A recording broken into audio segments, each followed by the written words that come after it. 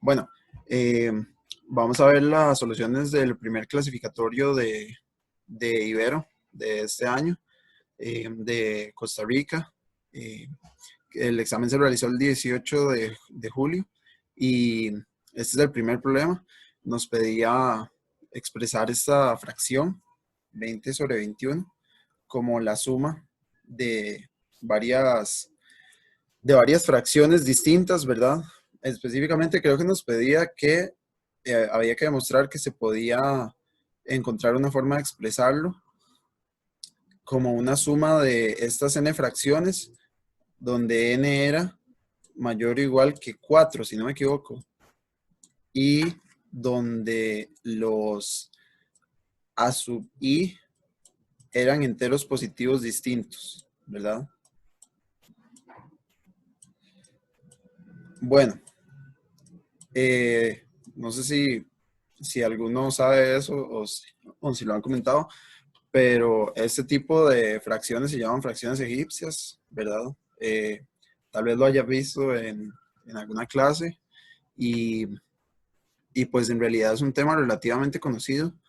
Entonces, si alguno ha tenido experiencia con algo así, pues el problema se le puede venir a la cabeza mucho más rápido que empezar a hacer, por dónde entrarle al problema. Eh, bueno, básicamente, como el problema viene con un n y nos está pidiendo que hay que probarlo para todo n mayor o igual que 4, pues uno puede pensar en inducción, ¿verdad?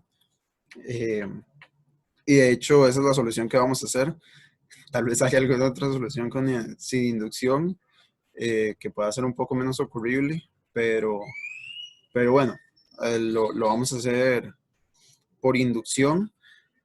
Bueno, básicamente, primero vamos a tomar la fracción que tenemos acá y le vamos a realizar una división, pero al revés. Entonces, en resumen, lo que vamos a hacer es que vamos a tomar el número abajo, que es más grande, y lo vamos a dividir entre el número abajo. 21 entre 20. Ok, cuando hacemos esa división, 21 entre 20, no nos interesa como lo que es el residuo o lo que sea, o que nos dé decimales, sino que vamos a ver cuántas veces cabe enteros el número de arriba entre el número de abajo. Específicamente acá nos da 1, ¿verdad? Y nos sobra 1. Entonces, esto lo que quiere decir es que 20 entre 21, como fracción, esto se encuentra, bueno, como número, esto se encuentra entre un medio y 1, ¿verdad? Que es 1 entre 1. Entonces lo que estamos haciendo es tratando de ubicar esta fracción entre dos fracciones con numerador 1, ¿verdad? Entonces acá está entre 1 y un medio.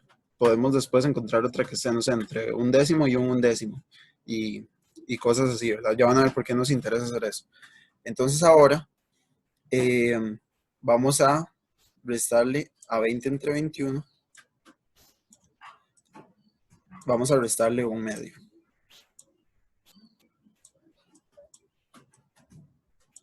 Y bueno, esto no se lo puede hacer a mano. Espero que todos sean diestros restando fracciones. Yo lo voy a escribir de un solo. Esto nos da 19 entre 42. Ya van a ver, o supongo que ya lo saben porque estamos haciendo eso. Eh, Vean que el 1 medio va a corresponder a este primer número, al 1 entre a sub 1. Y vamos a ir repitiendo este paso, encontrando fracciones de la forma 1 entre n, ¿verdad? Estas que vienen acá, hasta que en un punto ya vamos a parar después de que no nos siga dando, después de que al hacer esta resta nos dé 0, ¿verdad? O más bien que el último número, la última fracción que nos quede sea exactamente una de la forma 1 entre n. Bueno, volvemos a hacer eso, ¿verdad? Si hacemos 42 entre 19, eso nos da 2. Y y nos queda el residuo, no me acuerdo cómo traes. Pero bueno, el residuo no nos interesa tanto, solo nos interesa verificar que queda un residuo, que no estamos haciendo mala división. Eso lo que quiere decir es que 42, 19 entre 42 se encuentra entre un medio y un tercio, ¿verdad? Y entonces vamos a hacer la resta de nuevo. Y una pregunta, ¿por qué cuando, no sé, cómo es que estamos consiguiendo las fracciones estas? En resumen, es esto que acabo de hacer. Digamos, dividimos el número de abajo entre el número de arriba, porque al hacer esta división, sí, digamos, si vos ves lo que significa hacer la división, ¿verdad? 21 entre 20, por ejemplo, que nos dé 1. Esto lo que implica es precisamente esto de acá, ¿verdad? Entonces, estamos buscando que nos quede, estamos buscando que la fracción que tenemos, por ejemplo, no sé, A entre B, que sea mayor que 1 entre N y menor que 1 entre N más 1. ¿Y cómo es que pasamos de dividir 21?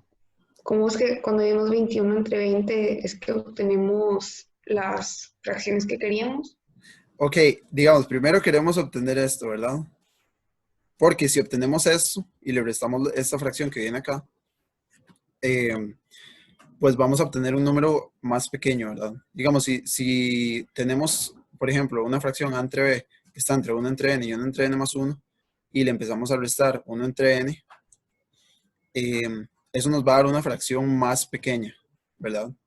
Y esa fracción más pequeña vamos a también encajarla entre otro 1 entre tanto y 1 entre tanto, y digamos 1 entre M, y ese M va a ser un número mayor, va a ir siendo cada vez más grande, ¿verdad?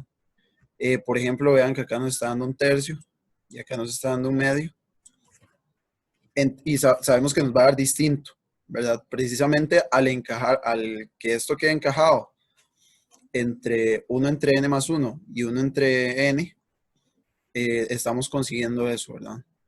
Y, y al hacer, Pero, ajá. pero ¿dónde sacamos el n? Como al hacer la división nos crea el cociente del Ah, ok. residuo. Es ¿De que dónde por eso sacamos el hallamos n? el n. Cierto, cierto. Tal vez no lo expliqué muy bien. Digamos, este de acá es el, de hecho, acá lo escribí mal, déjeme, acá es n menos 1. El que nos interesa es este 1 entre n, ¿verdad? Esta fracción va a ser más grande, obviamente, por tener el denominador más bajo. Este 1 que nos queda acá, le sumamos el 1, ¿verdad? Este va a ser como el n menos 1. O sea que este 1 de acá es el 1 del denominador acá, ¿cierto? No me voy a explicar. Por ejemplo, como acá nos dio 2, entonces eso lo que quiere decir es que le sumamos 1 y así obtenemos este 3 de acá, ¿verdad? Ya vamos a hacer otra fracción en las que va a quedar muy claro eso. Como estos son números muy bajos, tal vez sí no se notó, pero es eso básicamente. Ok, gracias. Em, de nada, bueno. Como tenemos esto, también nos podría quedar igual, ¿verdad? Cuando ya nos queda igual a una de estas dos fracciones, ya terminamos, porque obviamente no, solo queremos encontrar una suma así. Pero bueno, hacemos esto las veces que sea necesario, digamos. Eh, si hacemos este proceso y el problema nos pide probar que es mayor o igual que 4, probablemente terminemos en 4, porque básicamente este proceso estamos haciendo como un algoritmo exhaustivo para, para encontrar los uno entre tanto, eh, que en este caso, si hacemos esto y hasta que en un punto termine y no nos dio problemas, lo que estamos encontrando son como las fracciones únicas que determinan el asunto, o los valores más bajos de las fracciones que sumadas dan 20 entre 21. Entonces, si nos da mayor o igual a 5, tendríamos un problema, como que podemos esperar que terminemos en 4. Pero bueno, si seguimos esto, bueno, hacemos 19 entre 42 menos eh, un tercio, y eso nos da 5/42. Después de, espero que todos los que estén viendo esto sepan sumar y restar fracciones. Me parece que eso se ve ahorita en octavo o noveno, entonces eh, para las personas que hicieron el clasificatorio eso ya lo deberían saber. Ok, entonces esto implica que las primeras dos fracciones son 1/2 y 1/3, ¿verdad? Ahora tenemos que seguir encontrando fracciones. En esta pizarra yo puedo bajar, sí. Nada más lo doy select y... Ok, creo que no. Sí, no, Sí. pero yo, algo he escuchado yo que se puede llegar a tener hasta como 9 pizarras en Zoom al mismo tiempo. Le puede dar como siguiente y entonces le sale otra pantalla nueva, como en Ujú, blanco. ajá, y la anterior sí se guarda, sí se queda ahí.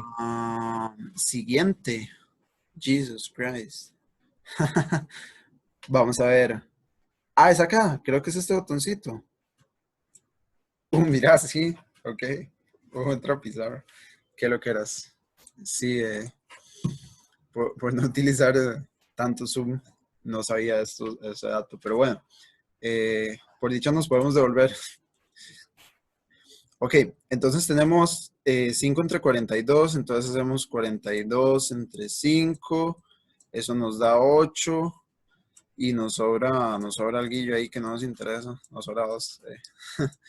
Lo voy a poner solo por si alguien duda de que de 8. Eso lo que quiere decir es que nos va a interesar la fracción 1 entre 9, ¿verdad? No lo voy a volver a escribir porque ya saben, o sea, eso quiere decir que 5 entre 42 es mayor que un noveno, pero menor que un octavo. Entonces le restamos un noveno y nos queda que 5 entre 42 menos un noveno es igual a 1 entre 126, ¿verdad? Después de hacer la suma y simplificar, nos queda 1 entre 126. Y vean que, bueno, lo que preguntó Nicole, ¿verdad? Acá tenemos el 8 y por eso hacemos el 8 más 1 nuevo acá. Y lo que les estaba diciendo, que acá ya nos queda la fracción final, ¿verdad? 1 entre 26. Ya ahí se podría decir que terminamos.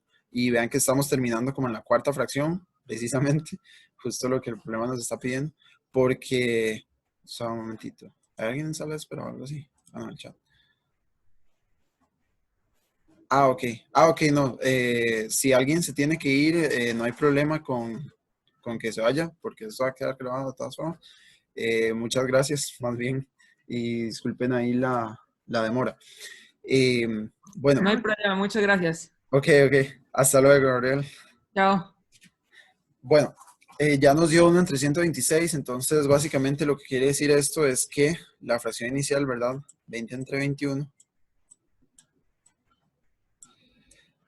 Esto nos da igual a 1/2 más 1/3 más 1/9 más 1 entre 126.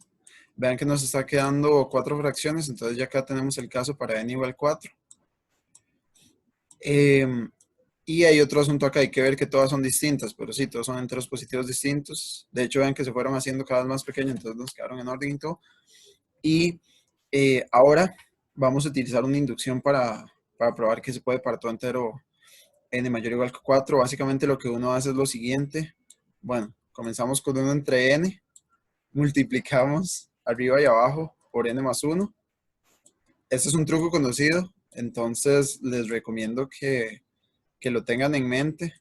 Hay muchos trucos de fracciones ahí, hay otros con n al cuadrado y así, para expresar 1 entre n como otras fracciones con numerador 1.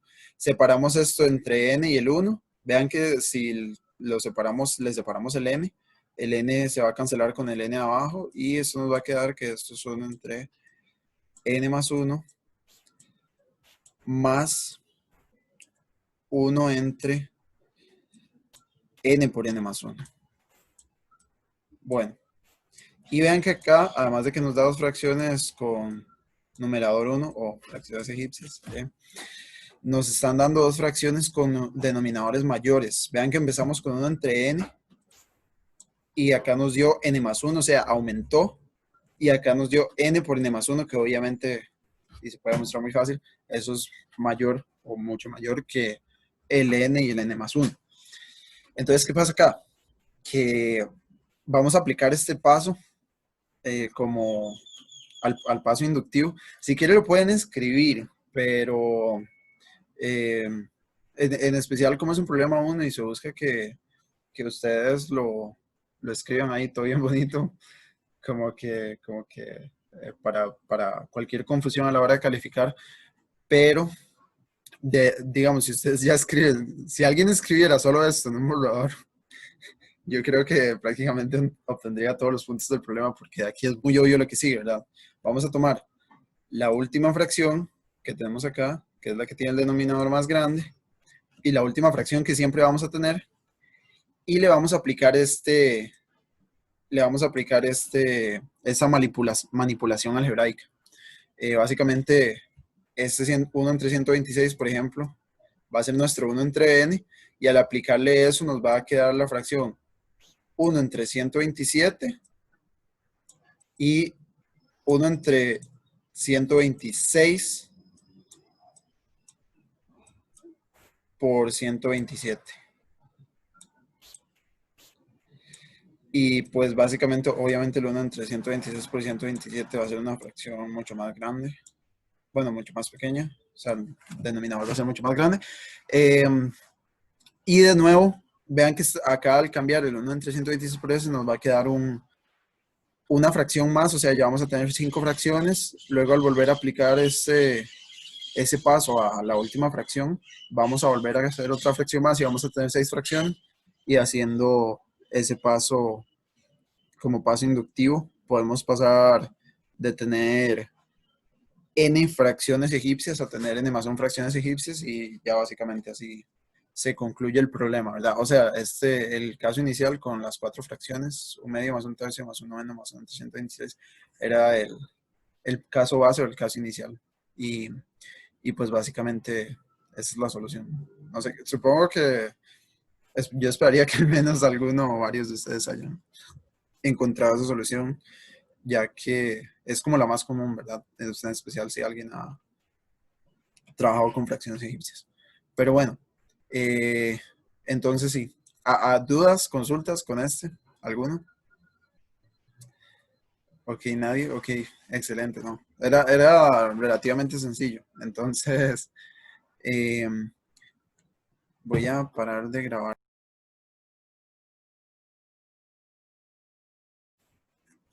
Bueno, ahora vamos a ver la solución del problema 2, que era el problema de geometría, que estaba notablemente sí más difícil que el primer problema, pero la solución utiliza cosas elementales.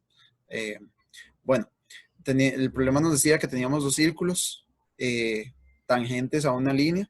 Estos círculos les pusieron lambda b y lambda c, y lambda c, y gamma c. Gamma B y gamma C, que eran tangentes a la línea L en los puntos B y C. Y entonces, luego nos decían que estos círculos eran tangentes en 2 puntos distintos llamados A y D. En el problema no nos decían cuál estaba más cerca de la línea, pero acá vamos a suponer, sin pérdida de generalidad, ¿verdad? Porque todo es muy simétrico, que A está más cercano a la línea tangente, a la recta tangente de los 2 círculos. Luego nos decían que se trazaban las bisectrices desde B. Entonces acá voy a poner estos simbolitos como que tienen el mismo ángulo. Desde B y desde C se trazaban las tangentes, y que estas tangentes se intersecaban en E. Digo, y que estas bisectrices se intersecaban en E. Y entonces, bueno, acá tenemos el punto E, ¿verdad? Y entonces nos pedían probar 2 cosas. Nos pedían probar que este ángulo, el ángulo BEC, es un ángulo de 90 grados, Y una vez que probamos eso, bueno, en realidad no tienen que probar las cosas en orden, pero por lo general en promedio sí les serviría probarlas en orden, como que es muy probable que en este tipo de problemas que son como parte A y B, vayan a utilizar la primera parte en la segunda.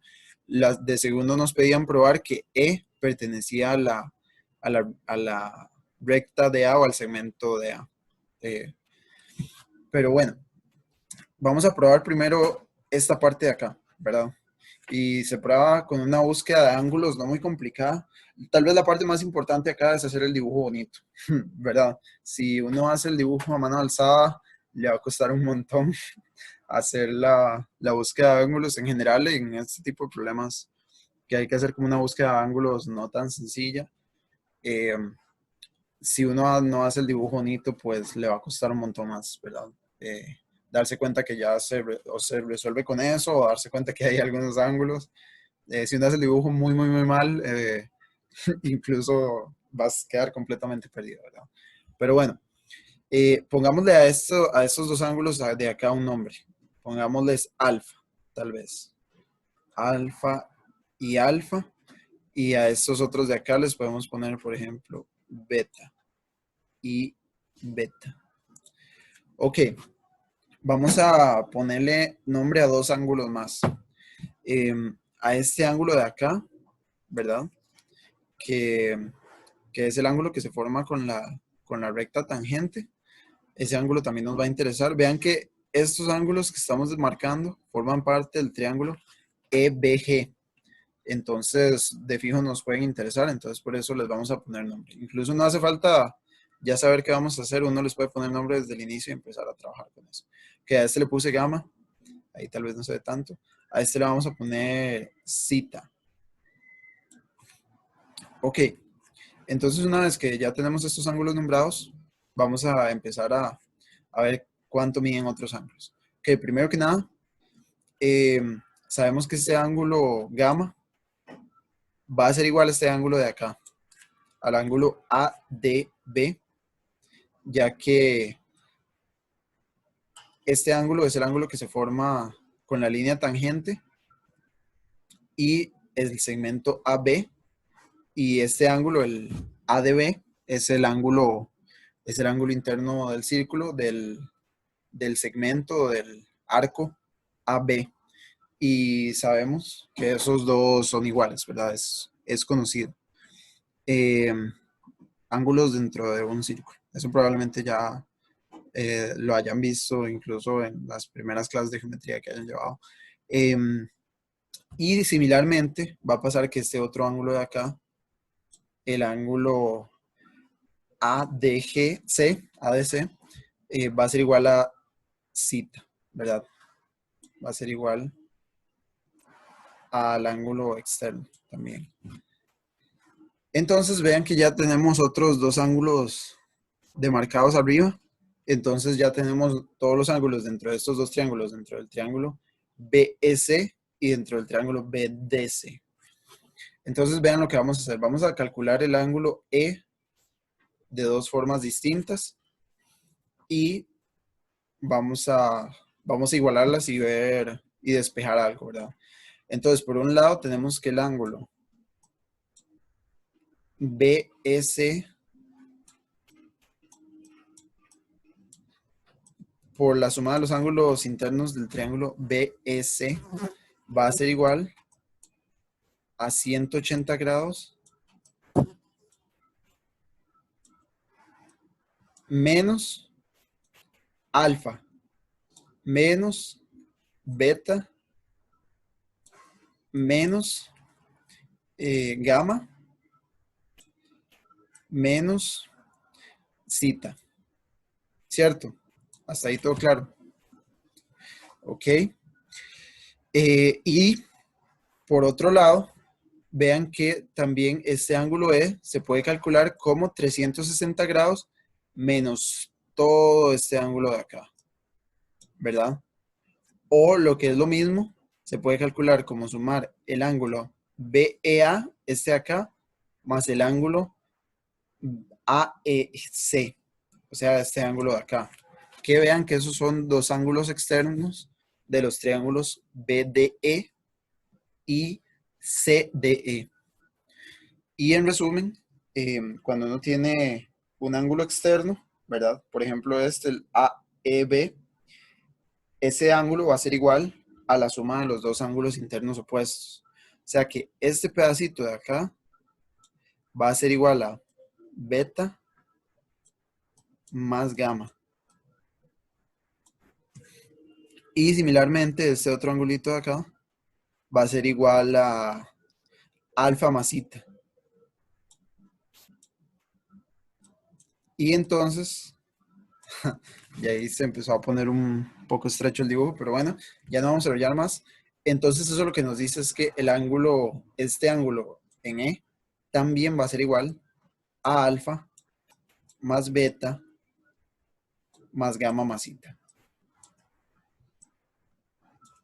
Y entonces, despejando, ¿verdad? Vean que en ambos lados, o sea, acá nos está quedando, podemos ignorar esto y solo enfocarnos en 180 menos alfa menos beta menos gamma menos zeta es igual a alfa más beta más gamma más zeta. Entonces podemos agarrar todo este alfa más beta más gamma más zeta. Bueno, en específico agarramos este de acá, lo que estamos restando, lo mandamos a sumar, nos queda que 180 va a ser igual a 2 veces alfa más beta más gamma más zeta. Le voy a poner 3 puntos acá. Y eso lo que nos daría es que alfa más beta más gamma más zeta, pasando a dividir, ¿verdad? Alfa más beta más gamma más zeta. Eso tiene que ser igual a 90 grados.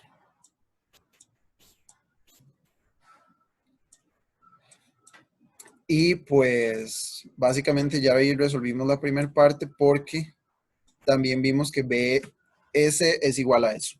Entonces ya tenemos que BS va a ser igual a 90 grados. Ok. Voy a proceder a borrar un poco el dibujo, tal vez. Bueno, no, podemos dejarlo, porque en realidad la siguiente parte no ocupa, no se enfoca como en estos ángulos de acá. Si alguno tiene dudas con esta parte me puede decir, pero eso era una búsqueda de ángulos más que todo, ¿verdad? Utilizar el ángulo que queda con la tangente de un círculo, súper importante, sin eso no creo que salga. Pero, o algo similar, ¿verdad? Pero así, solo búsqueda de ángulos sin usar eso. Como que las búsquedas de ángulos se pueden poner, a veces uno les dice angulitos, entonces como que suena que uno las desprecia mucho, pero no. A veces se pueden poner un poco sofisticadas las búsquedas de ángulos, entonces tampoco era tan trivial, ¿verdad? Bueno, la siguiente parte nos pedía probar que E estaba en el segmento A. Creo que ya casi ni se ve. Este era el punto A, D. Básicamente lo que vamos a hacer para probar eso primero es probar que el cuadrilátero B, se me olvida que esto no es una línea recta. Voy a hacer una línea recta acá. Vamos a probar que el cuadrilátero B, F, G, C es un cuadrilátero concíclico, ¿verdad? Vean que acá tuve que crear otros dos segmentos, entonces a unos incluso se les puede llegar a confundir con estos de acá. Por eso hay que hacer el dibujo bonito, ¿verdad? Entonces, bueno, para probar eso, vamos a hacer los siguientes ángulos. Vean que este ángulo, tal vez sí voy a borrar esta parte de acá para tener el... Ah, no, mira, creo que puedo pasar de pizarra. ¿Alguno sabe si acá puedo crear otra pizarra también? O otra anotación. No, ahí no, ahí tendría que borrar lo que lleva. Creo que no. Ahí lo que puedo hacer es borrar todo. Ok. Lo que Sí, podría voy a hacer... borrar todo y nada más. Kane, ¿Sí? solamente borre la parte de la izquierda. De la izquierda, ok, está bien. Así el dibujo no se le borra, como lo Ok. que le anotó. Ok, súper. Jesucristo. Vamos a ver, espero que... ¿Esto también afecta el tamaño del borrador? La cosa es que el borrador borra por segmentos, no borra como un borrador de Paint. Ah, Nos pasa el borrador por ahí, se borra todo ok, fácil. tengo que tocar todo, ese es el asunto. Sí. Ya, ya, ya. Jesucristo. Wow. Uy, espero que no haya hablado nada, digo. Bueno. Ah, qué vacilón son. Qué vacilón. Ok, ya, ya, ya. Ya abre todo. Bueno, queda muy claro que ese ángulo era de 90, entonces estoy bien. Ok, vamos a hacer las siguientes. Lo voy a escribir y ahí ustedes verifican que nos está dando igual. Bueno, primero vean que acá creé un punto H que no estaba al inicio del dibujo. ¿Qué es este punto H? Es básicamente agarrar FG. Ok, importante, importantísimo, ¿cierto? Vean que G, que es el punto donde se interseca el círculo omega B, digo omega B, estoy confundiendo las letras griegas, gamma B, con la línea esta, la bisectriz. Vean que este punto G va a ser el punto medio del arco DA, ¿verdad? ¿Por qué? Porque al ser una bisectriz divide estos en dos ángulos iguales y en un círculo dos ángulos iguales determinan arcos iguales, ¿verdad? Eso sí, espero que lo sepan. Similarmente, la otra bisectriz, la del círculo gamma C, la que empieza en el punto C, esta bisectriz también va a partir este arco en dos partes iguales, el arco AD. Y entonces básicamente lo que tenemos es que F y G son los puntos medios de los arcos de los arcos que quedan determinados por las intersecciones de los dos círculos. ¿Qué quiere decir eso? En resumen, que la recta que pasa por FG también pasa por los centros de los círculos. Ven, estos dos son los centros de los círculos, por si acaso. No les puse nombre porque no nos interesan, pero súper importante que sepan eso, ¿verdad? Que lo tengan en mente. Parte también de hacer un dibujo bonito. Ok, extendemos la recta FG hasta intersecar desde el otro lado del círculo gamma C. Le ponemos ese punto H. Y bueno, nos quedaría que FH es un diámetro del círculo, ¿verdad? Y eso nos da que este ángulo, el ángulo FCH, va a ser 90 grados, ¿verdad? Al ser FH un diámetro del círculo gamma C. Y siguiente también teníamos que este ángulo, el ángulo BS, es un ángulo de 90 grados. Y eso por ángulos opuestos nos da que el ángulo FEG también es un ángulo de 90. Ok, aquí el dibujo ya se nos está poniendo un poco pequeño. Pero bueno, en resumen lo voy a anotar acá. El ángulo FEG es igual o congruente al ángulo FCH y ambos son 90 grados, ¿verdad? Es igual a 90 grados. Ok. Y entonces vea que eso implicaría que los triángulos FEG y FCH son semejantes, ¿verdad? De hecho, comparten hasta el mismo ángulo y todo, el ángulo CFH. Ok, eso inmediatamente nos va a dar la siguiente búsqueda de ángulos, que FGE va a ser igual al ángulo FHC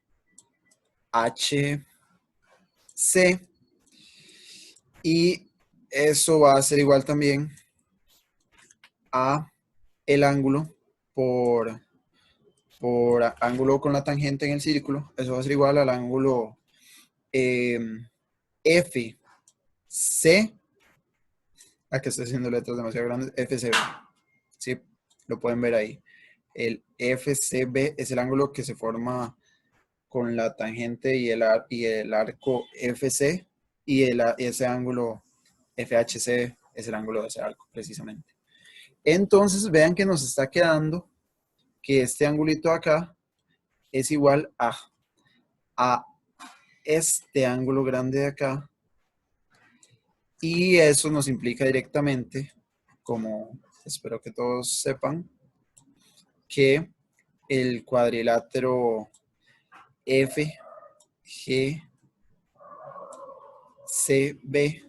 es cíclico. súper... Kevin, una pregunta. ¿Cómo es que obtuvimos que el triángulo FEG es similar al FCH? FEG, ok, porque vean que tiene este ángulo es de 90 grados y este ángulo también es de 90 grados por razones distintas, ¿verdad? Este es de 90 grados por la parte anterior, este es de 90 grados porque FH es un diámetro Ah, sí, sí, perdón.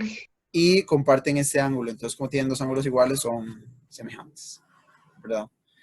Ok, y entonces esto nos implica que el FGCB es cíclico y inmediatamente acá está la parte más, tal vez más filosófica del problema. Eso quiere decir que acá hay un circulito. Ok, esta vez voy a dibujar, voy a tratar de hacer el Tengo mejor. dudas. Se supone Ajá. que FGE es cita y que ECB también es cita, pero tenemos que FG es No, no, igual no, a ve que, ECB. ok, no, no, no, ve que cita es solo, por eso hay que hacer el dibujo bien bonito, y de hecho acá ya me está quedando feo. Cita es este ángulo de acá, mientras que el ángulo que acabamos de probar, que es cíclico, que nos ayuda a aclarar de probar que es cíclico, es este de acá, incluyendo este pedazo, ¿ves? Pero no es que le pusimos a FGE cita también. No, a FGE, ah, mira, me equivoqué, no, este es otro cita. Ok, creo que Sí, este son letras cita me refería, distintas. creo que este ¿Puedo cita, anotar? Es que, digamos, aquí usted dice que eran los mismos triángulos, ¿verdad? Voy a ponerlo en rojo para que sea un poquito más. santo que estás Como el triángulo mayor. FEG es semejante al FCH, ese ángulo rojo es igual a ese ángulo rojo. Ajá, no, este cita que está apuntado acá es este de acá. Tal vez es que lo apunté muy abajo, pero esto lo apunté Ah, en la ok, parte ok. anterior y es igual a Es que este. me quedé confundida cuando vi esa cita ahí. Sí, sí, sí, no, no, no. Y ya con Lo eso hubiera borrado. estaría, ¿no? De hecho, por eso quería borrar todo, pero no, no, dejémoslo. Sí, es lo que está diciendo Maricruz, son esos tres ángulos rojos los que acabamos de ver. Pero bueno, hay que tener todos esos ángulos súper claros para no confundirse, ¿verdad? Es muy fácil confundirse. Ok, y entonces como es cíclico, voy a tratar de usar mis habilidades recién aprendidas de Zoom para hacer un círculo que calce con esos puntos. Ok, ok, voy a asumir que ese es el círculo y ahora lo voy a mover. O sea, ¿lo puedo mover? Oh my god, no, bueno, puedo moverlo. No, no se puede mover. No. No, ok, voy a borrar todas las demás líneas, lo lamento, pero ya lo que queríamos probar, ya llegamos a eso, entonces ya nos podemos despedir de nuestros amigos ángulos acá. Qué extraño este borrador de Zoom, sinceramente es el primer por el círculo, who cares, voy a volver a hacerlo. Sinceramente es el primer borrador que veo que hace todo esto tan extraño. Voy a apurarme para terminar para ver el tercer problema que tal vez nos pueda interesar un poco más. Ok, de ahí sí. Ok, acá. Jesucristo. Bueno. No puedo volver a seleccionar este. Ah, mira, sí. Qué bien. Ok. Tal vez algo así. Ok, nos quedó como no, pero no importa. Lo importante es que se vea que pasa por esos puntos. Bueno. Ok, acá tenemos que va a pasar un círculo por esos 4 puntos, ¿verdad? Por B, F, G, C. Entonces, lo que va a pasar acá es que vean que cuando nosotros tenemos 3 círculos, o bueno, cuando tenemos 2 círculos, en esos 2 círculos van a determinar una cosa que se llama el eje radical, ¿verdad? Que muchos de acá saben que son el lugar geométrico, el conjunto de puntos que cumplen, que tienen la misma potencia de punto hacia los 2 círculos, ¿verdad? Cualquier pareja de círculos que yo tenga en el plano van a determinar un eje radical, ¿verdad? Una recta que cada punto cumple eso. Cuando yo tengo 2 círculos que se intersecan, bueno, cuando yo tengo 2 círculos tangentes, primero, externos o internos, el eje radical es tangente a ambos círculos y pasa por el punto de tangencia de esos 2 círculos. Y cuando yo tengo 2 círculos secantes, o sea, que se tocan 2 puntos, como los 2 círculos de ese problema, el eje radical va a pasar por los dos puntos de intersección. Entonces, por ejemplo, acá el eje radical del círculo gamma B y gamma C sería la recta AD, ¿verdad? Ahora, cuando yo tengo tres círculos, es que las cosas se empiezan a poner interesantes. Cuando yo tengo tres círculos, ¿cuántas parejas de círculos hay? Tres. Y cada pareja de círculos va a tener su eje radical. Entonces van a haber tres ejes radicales para cada pareja de círculos. Y hay un teorema que me dice que cuando yo tengo tres círculos, los tres ejes radicales que determinan se intersecan. Y se intersecan en un punto que se va a llamar el centro radical, ¿verdad? O bueno, no sé si le habían llamado centro radical, creo que ya suena un poco violento, no sé, pero bueno, el centro radical de los tres círculos, en este caso, va a ser E, ¿verdad? Y esa es la parte donde uno tal vez puede tener un mind blow ahí. En resumen, todos estos tres círculos van a ser secantes entre sí, o sea, las tres parejas de círculos se intersecan en dos puntos distintos. Vean que, bueno, a este le podemos poner, no sé, gamma. Entonces vean que gamma y gamma B se intersecan en los puntos B y G. Gamma y gamma C se intersecan en los puntos CF. Y eso lo que quiere decir es que los ejes radicales de la primera pareja, gamma y gamma B, va a ser la recta BG, esta recta de acá. Y el eje radical de los círculos gamma y gamma C va a ser la recta CF, o sea, esta recta de acá. Y vean que esas dos rectas por definición se intersecan en E. Pero, como esas dos rectas se intersecan en E, el tercer eje radical, bueno, primero E va a ser el centro radical, y el tercer eje radical, o sea, el de la pareja de círculos gamma B y gamma C, también se tiene que pasar por E, que sería nada más y nada menos que la recta AD. Entonces, en resumen, E va a estar sobre la recta AD al ser el centro radical de los círculos por los otros dos ejes radicales, y entonces por eso tiene que pasar por el tercer eje radical, que es AD, y entonces por eso es que E pertenece ok, el problema nos pide probar que pertenece al segmento. Acá hay una pequeña aclaración. Acá estamos probando que pertenece a la recta, porque ese teorema de ejes radicales solo nos dice que pertenece a la recta, pero como son bisectrices, obviamente va a estar dentro del segmento AD, pero sería bonito que cuando lleguen al final del problema aclaren eso y entonces como que ya uno queda en paz. Pero bueno, y entonces por eso es que E va a pertenecer al segmento AD. Que acá no escribí mucho, pero espero que les haya quedado claro.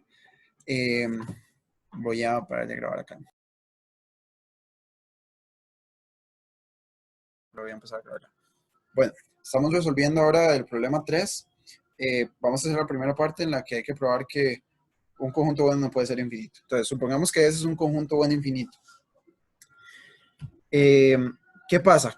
Como ese, por definición, un conjunto bueno, primero tiene que ser de enteros positivos distintos. Entonces sabemos que ese es un subconjunto de Z+, ¿verdad? Z+ son los números 1, 2, 3 y así hasta infinito. Y como ese es un conjunto bueno infinito, acá va a pasar algo. Como ese es infinito, ese va a tener números tan grandes como nosotros queramos, ¿verdad? Esa es la forma coloquial de decirlo, pero la forma tal vez un poco más formal de decirlo es que para todo M en Z+, pertenece a Z+, va a existir un M en S tal que M es mayor que M. ¿Sí? O también lo que se puede decir es que el conjunto S no puede ser acotado. O sea que no puede haber un número máximo de que ese no se pase. O sea, ese no tiene ni máximo. Diría que no tendría mínimo por razón de enteros positivos, entonces sí tiene un elemento mínimo. Eso se llama el axioma del mínimo. Pero bueno, entonces sí, lo que quiere decir es que dentro de ese podemos tener números tan grandes como queramos. Puede que hayan huecos muy grandes, ¿verdad? O sea, que sea 1, 2, 3 y luego el siguiente número sea 10.000 trillones de cuatrillones de bla, bla, bla, lo que sea. Pero siempre va a haber números tan grandes como yo quiera. O sea, a partir de cierto punto que la cosa se pare, más bien querría decir que ese es finito. De hecho, eso es como la idea intuitiva para resolver esta primera parte, pero si no lo quiere escribir más formalmente, eso es lo que vamos a hacer. En particular, bueno, sabemos que como ese va a ser infinito, en particular va a tener un elemento, entonces cojamos un elemento en específico. Tome n, pertenece a S, un elemento cualquiera. Entonces, en particular, por esto que pusimos acá arriba, va a existir M, pertenece a S, tal que M es mayor que 2n, ¿verdad?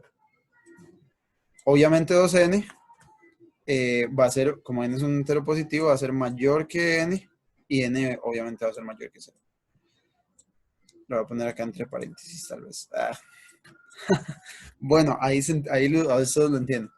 Esto lo que implica es que el valor absoluto de m menos n, bueno, como n obviamente es mayor que n, entonces eso va a ser m menos n, que esto va a ser mayor que n. Y entonces, ¿qué pasa acá? Vean que n y m están dentro de S. Entonces se supone que el valor absoluto de m menos n divide a ambos números. En particular, el valor absoluto de m menos n debe dividir a n. Pero, obviamente, si el valor absoluto de m menos n es mayor que n, no puede dividirlo, ¿verdad? Entonces acá tenemos una contradicción, ¿verdad? Acá lo escribí medio formal, porque la idea es que ustedes escriban algo así, pero la idea es muy clara, ¿verdad? O sea, que agarramos dos números que estén muy separados y entonces al restarlos, la diferencia va a ser más grande que el número menor, que n, en este caso. Y entonces vamos a tener una contradicción, ¿verdad?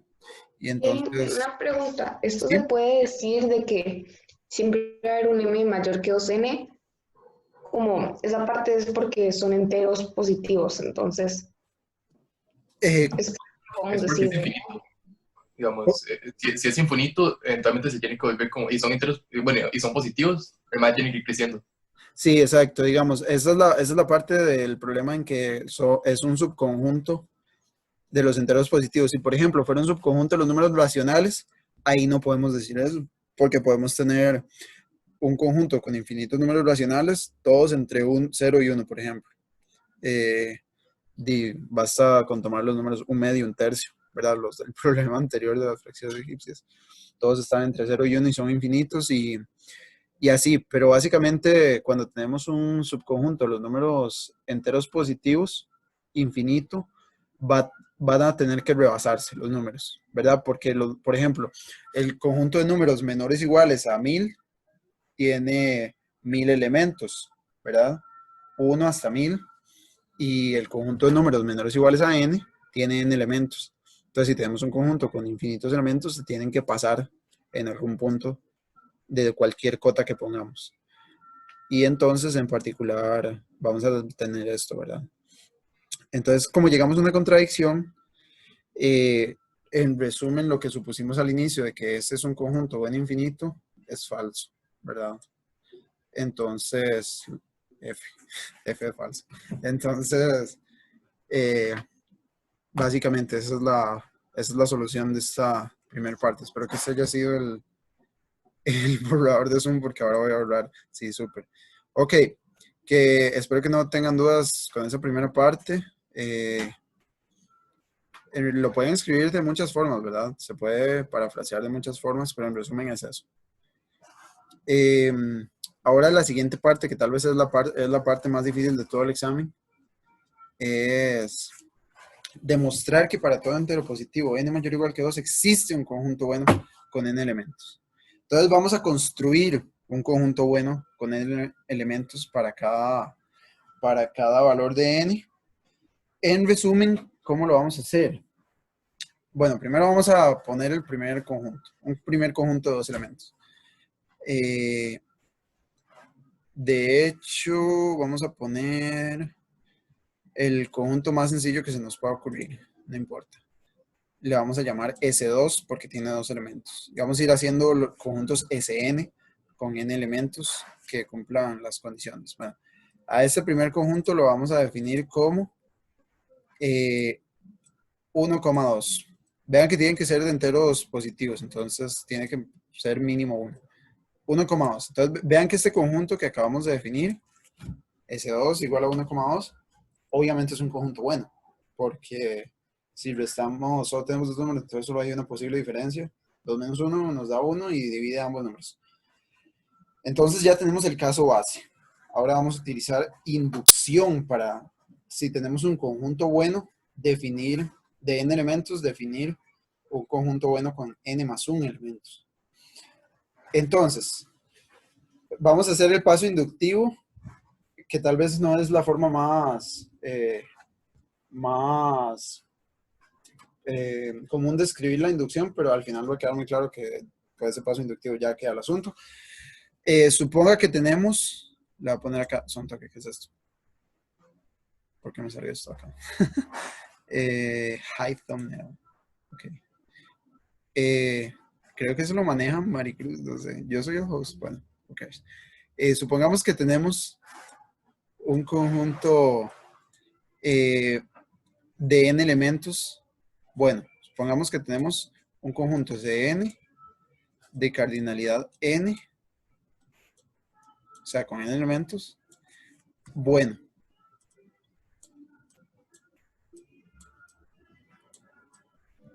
Ok. Ahora vamos a definir varias cosas. Primero, vamos a definir este conjunto M, N como el conjunto Sn unión. Bueno, pongámosle un nombre a Sn. Como Sn tiene n valores distintos, a Sn lo vamos a poner que es igual al conjunto que va desde M1 hasta Mn. O sea, esos son los n elementos del conjunto. Ok, entonces definimos este nuevo conjunto Mn, que va a ser Sn, unión, o sea, a Sn le vamos a añadir las restas de elementos de Cn en valor absoluto, ¿verdad? Para que sean enteros positivos. Entonces, le vamos a poner Mi menos Mj en valor absoluto, obviamente, tal que I y J son menores o iguales que N y mayores o iguales que 1. Ahí se me fue. Eso es un N. Jeje. Ok. Voy a cerrar el conjunto acá. Ok, entonces, Mn es el conjunto Sn más las restas, más las diferencias. Y en base a este conjunto Mn, vamos a definir este valor de n. Entonces, Mn es un conjunto, ahora es Dn. Tal vez le puedo poner minúsculo para que quede más claro que es un número. Este Dn va a ser un número, va a ser igual al mínimo común múltiplo.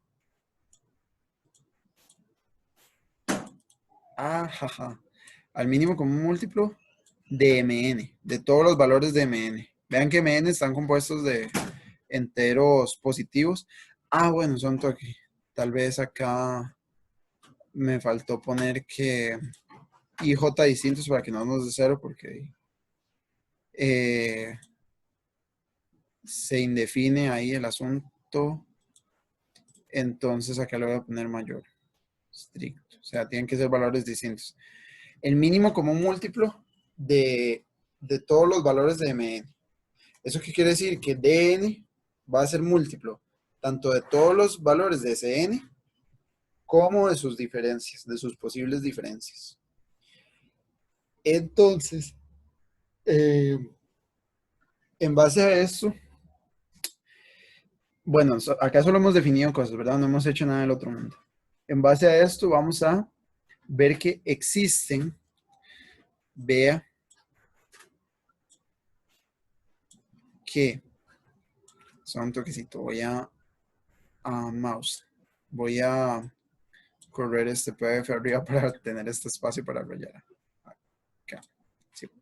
Ok, vea Oye, que, Kevin, ¿sí? ¿MN se supone que también es bueno?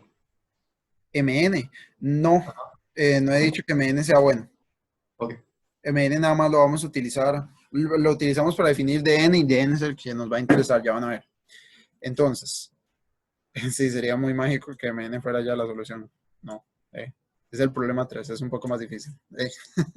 Ok, vea que existen, y voy a empezar a rayar en el otro lado, existen, le voy a poner LN y N mayúscula, sub N, enteros positivos, pertenece a Z más, tales que,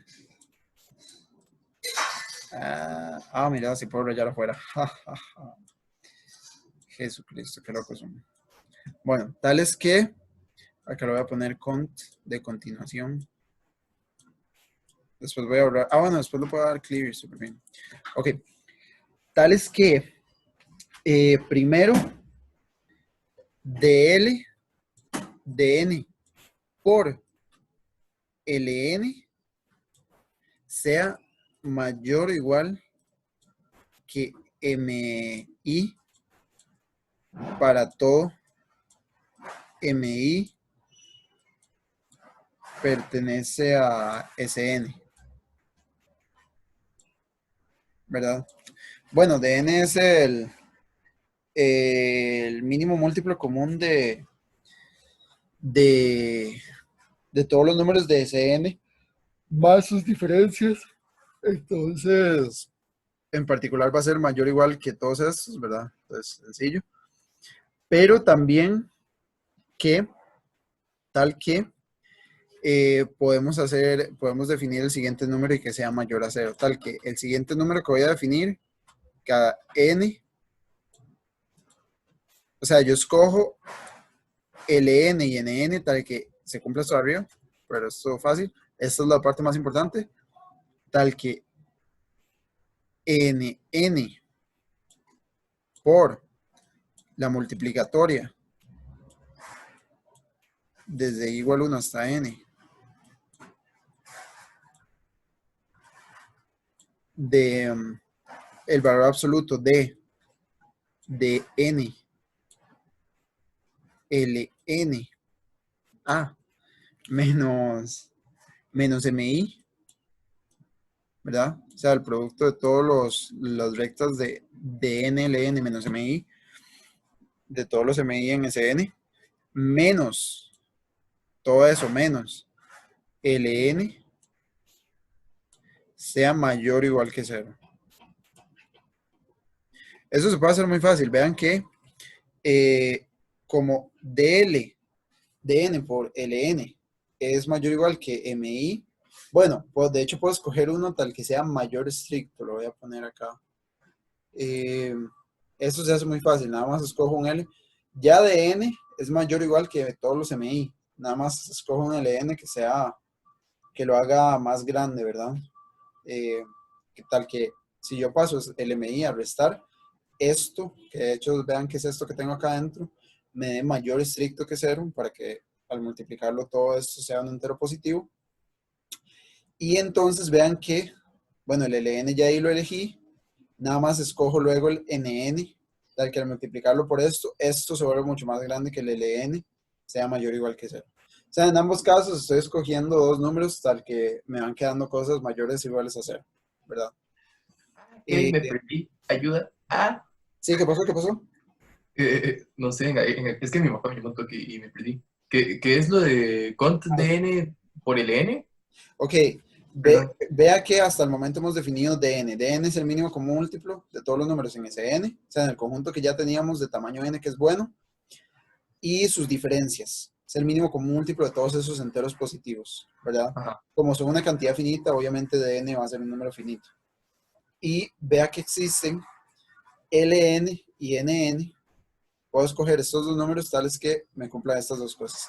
Este de arriba como dn es el mínimo común múltiplo de todos los elementos en ese n más sus diferencias, en particular va a ser mayor o igual que todos los mi, pero yo quiero que sea mayor estricto, entonces escojo un ln más grande, suficientemente grande que me haga que sea mayor que todos estos, y entonces a la hora de pasar el mi a restar, que me van a dar estas diferencias de acá, todos estos van a ser enteros positivos, entonces al multiplicarlos, toda esta multiplicatoria va a ser un entero positivo, y como ya elegí el ln de acá, este valor de acá está fijo al restarlo, entonces ahora escojo un nn suficientemente grande para que es el número de acá, al multiplicarlo por este número de acá, todo esto me dé más grande que el ln, entonces al restarle el ln esto me dé mayor que 0.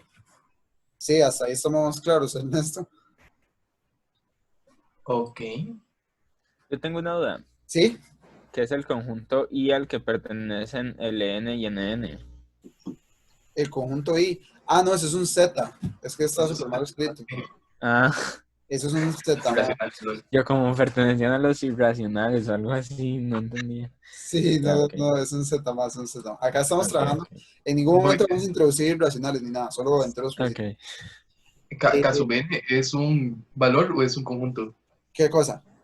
K sub n. Es No, un vea que valor. Casubén es un valor. Ok, Es un entero positivo multiplicado por un producto de enteros positivos menos otro entero positivo, pero que nos da mayor o igual que 0. Entonces es un valor. El único que era un conjunto era el MN, pero era solo para definir DN. Ahora solo vamos a trabajar con puros números. Bueno, estos dos números parece que nos los sacamos de la nada, así por debajo de la manga, pero ya van a ver por qué es que estamos definiendo estos valores así. Básicamente les estoy presentando la solución del problema en orden después de haberla hecho en borrador, ¿verdad? Uno primero en este problema, si uno empieza desde cero, bueno, primero si uno ha trabajado problemas parecidos, tal vez se le vayan ocurriendo cosas si uno nunca ha hecho problemas así, ¿verdad? Eh, Sobre todo un problema como de diferencias, tal vez le cueste mucho. Esto se ve mucho esto puede aparecer mucho más en un curso universitario, por ejemplo, de teoría de grupos, o algo así por el estilo, por si a alguno en un futuro le interesa. Entonces alguien que haya visto eso, tal vez le sea mucho más familiar.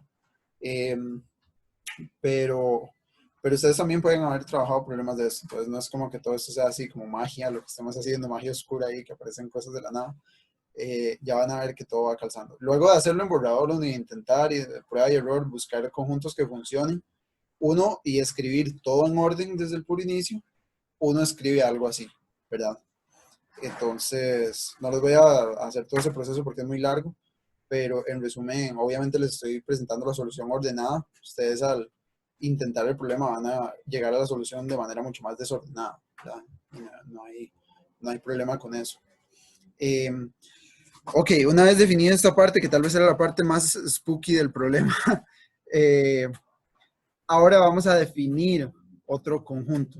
Ok, lo metí, sí vamos a definir otro conjunto, pero es solo el conjunto que vamos a probar que es bueno. Entonces ya es el último conjunto que vamos a definir. Vamos a utilizar una notación que tal vez no estén tan familiarizados, pero lo voy a escribir. Probablemente sí la hayan visto o la vayan a entender muy fácil. Vamos a definir el conjunto. Me pasé acá. Este es un S. S sub n más 1 lo vamos a definir como el conjunto de n por kn. Vean que de n por kn es un número, es un valor entero positivo, más SN. SN es un conjunto. Vean que cuando yo estoy sumando un entero positivo a un conjunto, esto lo que me forma es otro conjunto. Todo esto de acá es un conjunto. ¿Formado por qué? Todos los elementos de SN le sumo este valor de acá, ¿verdad? A este conjunto le voy a hacer unión, o un conjunto de un elemento, o sea, nada más le voy a agregar un valor.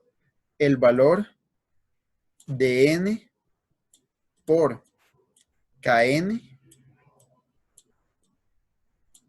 más dn por Ln. Ven, acá estamos usando todos los valores que acabamos de definir. dn, Kn y Ln. Ya vamos a ver que todo tiene sentido. ¿Sí? En el primer paréntesis, lo que estamos diciendo es que al conjunto de Cn le estamos agregando el elemento dn por Kn, o que le estamos sumando dn por Kn a todos los elementos de Que le Cn. estamos sumando, la segunda que dice, que le estamos sumando a todos los elementos de Cn el valor de n más Kn. De hecho, lo voy a escribir acá abajo para que esto quede claro. Este conjunto de acá va a ser el conjunto... Ah, ese es el corchete más feo que he hecho en mi vida, Dios. Ok, y he hecho corchetes muy feos. Ok, este va a ser el conjunto de n por Kn, de n por Kn, ajá, más mi, tal que mi pertenece a ese n, ¿ves? Va a ser el conjunto, va a tener n valores, ¿verdad? Porque cada valor de ese n le sumo de n por Kn. De n por Kn es un entero positivo. Entonces nos van a dar, vamos a tener elementos de esta forma, de n por Kn más mi. Entonces vean que acá, este conjunto que tenemos aquí, por eso tal vez no estaban tan familiarizados con la notación, pero es muy común, ¿verdad? Por ejemplo, yo puedo tener un conjunto C, otra C fea, y le sumo n, un entero positivo. Este es el conjunto de los elementos de C más n. O sea, a cada elemento de C le sumo n. Nos da otro conjunto con la misma cardinalidad de C, ¿verdad? O sea, con la misma cantidad de elementos. También hay un montón de notación así para manipular conjuntos que es muy vacilona, que es muy fácil de entender. Incluso ustedes la pueden adoptar para, no sé, futuras pruebas que quieran escribir, cosas más concisas tal vez. Pero bueno, vean que tenemos un conjunto con al menos n elementos, porque todos esos elementos van a ser distintos, porque todos los elementos de Cn eran distintos, y les estoy sumando el mismo valor. Pero puede tener n más 1 elementos. Si este número de acá está incluido dentro de los anteriores, tendría n elementos. Pero vamos a probar que este número es, de hecho, diferente a todos estos de acá. Entonces, este conjunto Sn más 1 tendría n más 1 elementos. Y voy a borrar. Ok, acá les voy a preguntar, ¿quieren que borre todo o que borre solo la derecha? Solo la derecha. Ok, sí, no, lo supuse porque esos números sí son nuevos personajes que no conocían, entonces, para que se familiaricen mejor. Me voy a perder sin ellos. Por favor y gracias. ¿Cómo? Me voy a perder sin ellos, todo bien. Derecha casi. Ah, ok. No, ya casi No, no, o terminé. sea que sí. Bueno. Ajá. En realidad esta era la parte tal vez más larga, ya la parte que sigue es muy sencilla, nada más verificar que este conjunto que estamos definiendo es el que queremos, ¿verdad? Uy, santo, ¿qué hice? Le iba a dar acá, en rojo. Ok, entonces ahora, vean que, bueno, primero que nada, todos los elementos de Sn son enteros positivos, o sea, digo, de Sn más 1, son enteros positivos, entonces Sn más 1 es un subconjunto de los enteros positivos, que era el primer requerimiento para ser un conjunto bueno, tiene que ser de enteros positivos. Otra vez dibujé un i, pero no importa. Y acá está el asunto. ¿Cómo? Por esta propiedad que tenemos acá, esta propiedad va a implicar que este número de acá, que por lo tanto de n por kn más de n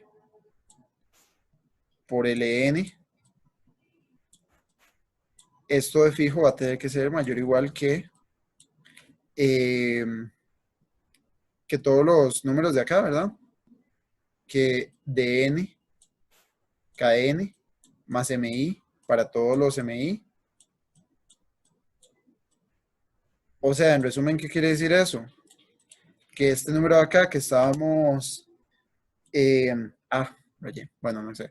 Que este número de acá que estábamos definiendo no está en los anteriores. Entonces, eso lo que quiere decir, esto lo que implica es que por lo tanto, ahí está, ven la flecha, la cardinalidad de S1 por la cantidad de elementos que hay en ese n más 1 va a ser igual a n más 1, ¿verdad? O sea que este es un conjunto de n más 1 elementos. Entonces ya sabemos que es un conjunto de enteros positivos de n más 1 elementos. Ahora solo hace falta verificar que es un conjunto bueno. Y entonces, para probar que es un conjunto bueno, solo nos hace falta verificar esa propiedad de que cualesquiera de los números que yo tome de ahí, su diferencia va a dividirlos a ambos. Entonces, acá tenemos dos casos, ¿verdad? El primer caso es este. En el primer caso, agarramos dos números que pertenezcan al primer conjunto, ¿verdad? El segundo caso va a ser en el que uno de los dos números que cojamos sea este valor de acá y el otro obviamente tiene que estar en este conjunto. Pero en el primer caso, veamos si dos elementos están dentro del primer conjunto que definimos de n elementos de Sn más 1. Entonces, si A y B pertenecen a de nkn más Sn, ¿verdad? Entonces, obviamente, bueno, se puede ver muy intuitivamente que van a ser, que van a cumplir la propiedad, ¿verdad? ¿Por qué? Porque eso lo que quiere decir es que, bueno, A sería igual, lo podemos escribir como dnkn más un C, y que B lo podemos escribir como dnkn más un D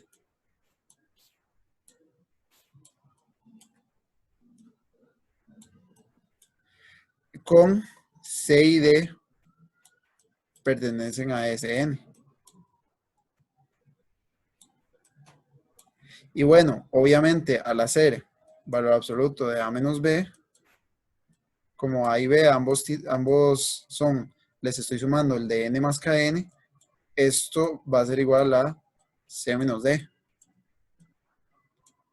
Y entonces acá está la parte importante. Vean que C menos D, al estar en Sn, y por ser Sn, un conjunto bueno por hipótesis, entonces C menos D, el valor absoluto, la diferencia, va a dividir tanto a D y C. Pero también por la definición de Dn que habíamos puesto al inicio, Dn es el mínimo común múltiplo de todos los valores de Cn y de sus diferencias. Entonces, por esa definición, es que tenemos que esta diferencia C menos D también va a dividir a Dn. ¿Sí? Entonces, en resumen, esta diferencia va a dividir a Dn, a C y a D. Y entonces, por lo tanto, de acá se puede ver directamente que A menos B va a dividir. Una pregunta, ¿cómo era que habíamos definido DN? DN era... Dn es el mínimo común múltiplo de todas las diferencias de Sn, o sea, todas las posibles diferencias al agarrar dos números de Sn y restarlos, y también de los Sn, de los elementos de Sn, ¿ven? Ah, Acá, cierto, gracias. acá lo de que era el mínimo común múltiplo de los elementos de Cn era para, en realidad no hacía falta, si solo hacía falta las diferencias, pero lo puse para que se viera también más fácil. O sea, de n lo podíamos coger como cualquier valor y lo cogimos convenientemente para que fuera mayor que estos y también para que fuera el mínimo común múltiplo de las diferencias. Entonces, como acá es una diferencia de dos elementos de S, n, también va a dividir a dn. ¿Ven? Entonces esta cosa, por la propiedad de que Cn es un conjunto bueno, divide a C y D, y por la definición de Dn, que es el mínimo común múltiplo de todas las diferencias de Cn, C menos D también va a dividir a Dn. Entonces, en particular, C menos D, que es igual a A menos B, va a dividir a Dn por lo que sea, en este caso Dn por Kn, más C, o Dn por Kn más D. Y en resumen, eso es lo que quiere decir acá, que A menos B va a dividir tanto a A como a B. Espero que les haya quedado claro. Si alguno tiene alguna duda, como Nicole, con toda confianza me paran para preguntar, ¿verdad? Pero este es el primer caso, ¿verdad? El caso en el que A y B pertenecen a este primer conjunto, al primer conjunto que definimos, de n elementos. Solo hay un elemento que nos está sobrando considerar, ¿verdad? Este de acá, que es la parte truculenta, digamos. Uno en este problema, al empezar a intentar casos, lo que me refería yo, borro la pizarra de la derecha, ¿sí les parece? ¿O alguno tiene objeciones? Ok, voy a borrar la de la derecha. En este problema lo que yo me refería con ponerse a intentar casos es a intentar construir conjuntos, ¿verdad? Y uno, ¿cuál es la idea más sencilla para construir conjuntos? Es, en base al conjunto anterior, construir el siguiente. Entonces uno lo que ahí puede hacer es sumarle cosas, multiplicar cosas, restar cosas y luego agregarle un elemento más al conjunto, que de hecho es lo que estamos haciendo acá. La parte truculenta del problema es la construcción, es precisamente cuál es la construcción que estamos buscando, cuál es la que va a funcionar. Porque ustedes pueden pensar en otro tipo de conjuntos y al agregar ese elemento, como este elemento que estamos agregando acá, ahí es donde no les funciona, ¿verdad? En este caso vamos a ver que este es uno justo de los que sí funciona. Entonces, ahora el caso 2 es el caso en el que sin pérdida de generalidad, lo voy a poner, porque sea, ahí puede ser cualquier cosa, pero sin pérdida de generalidad vamos a poner que A sea igual a dn por kn más dn por ln. Vean que ahí sale un dn a factor común. Por ahí los escribí separados para no estar escribiendo paréntesis desde el puro inicio. Y que b sea igual, bueno, B va a pertenecer obviamente al conjunto anterior porque no pueden haber dos iguales, tienen que ser elementos distintos, nos están diciendo, creo que por acá en el problema decía que tienen que ser elementos distintos. Entonces B tiene que ser igual a uno de estos de acá. Entonces a D le vamos a poner, por ejemplo, dn por kn más un c, ¿verdad? dn por kn más c, donde c pertenece a Sn. Ah, jaja, ok, esa línea me quedó demasiado fea. Ok, donde S pertenece a Sn. Ok, entonces acá, ¿qué vamos a hacer? ¿Qué vamos a hacer? Pues va a verificar que estos dos elementos funcionan. Vea que hasta el momento no hemos utilizado el Kn. Bueno, o sea, acá lo pusimos de n más Kn, pero en el problema anterior este Kn nos dio casi que mantequilla, en el caso anterior, porque lo que nos interesaba era que dividiera dn y que dividiera el otro que estábamos sumando.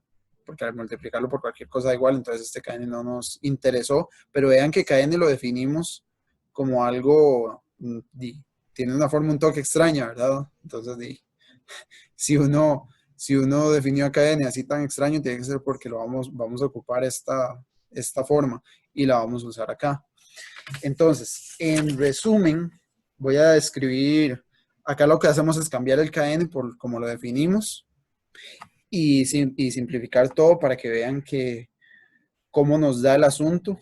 De hecho, sí, lo voy a dejar con C. Bueno, primero, cuando restamos A menos B en valor absoluto, ¿verdad? Hacemos la resta A menos B. Esta cosa nos va a dar igual a, en valor absoluto, de N Ln menos C. Vean que DLLN menos C, de hecho, es uno de los que aparece acá, ¿verdad? Porque C es un elemento de Cn, o sea, es un MI. Entonces acá, y acá están todos los elementos de todos esos posibles restas. Entonces vean que ya nos está quedando algo parecido. Y si hacemos B,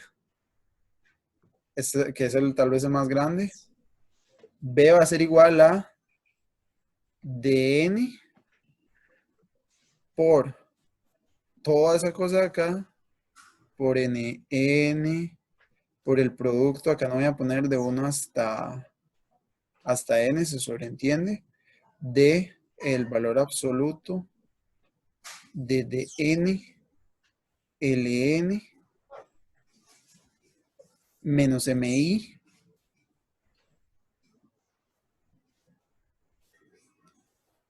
todo eso menos ln, cierro paréntesis, y más c, ¿verdad? Más c lo voy a poner acá.